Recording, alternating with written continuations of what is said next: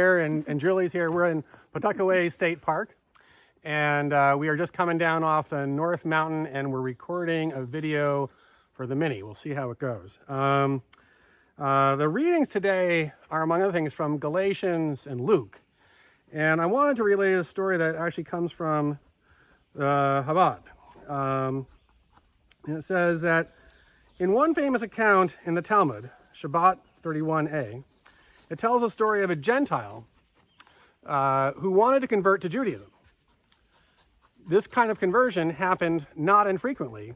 And this individual stated he would accept Judaism only if a rabbi would teach him the entire Torah while the individual the prospective convert, was standing on one foot. So first he went to the Shammai, who was insulted by this ridiculous request, and threw him out of the house. The man, however, did not give up, and he went to Hillel.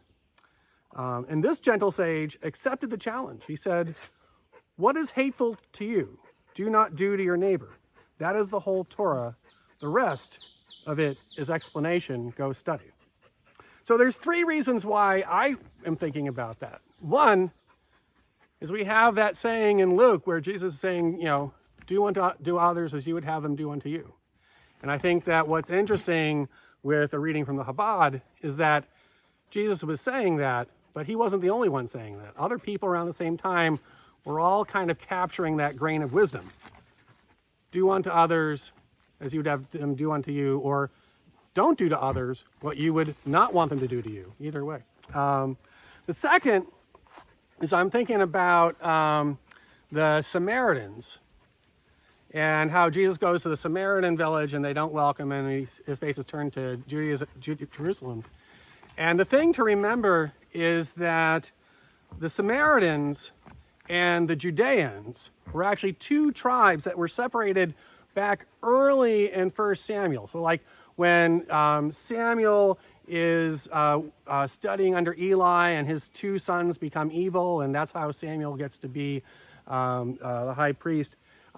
Those two sons and Eli, they were part of the Samaritan tribe. And actually you'll still find Samaritans in Israel today. And actually those Samaritans say they are actually the true Jews. So that's just sort of an interesting fact there.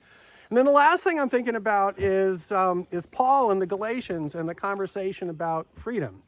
There's that line from Janis Joplin, but it's actually from Chris Christopherson. Freedom is nothing but nothing left to lose.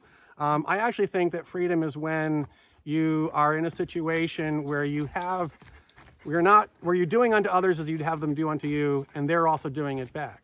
And that's when we actually have a space where we can actually be ourselves. I kind of been thinking about the events of this past week and all the different emotions tied up in that. And I think that to truly live as Christians, to truly live as followers of Jesus, it means taking that seriously in all of our daily practices and how we live our lives. And so with that, I'll conclude today's brief homily on the Mini. So thanks.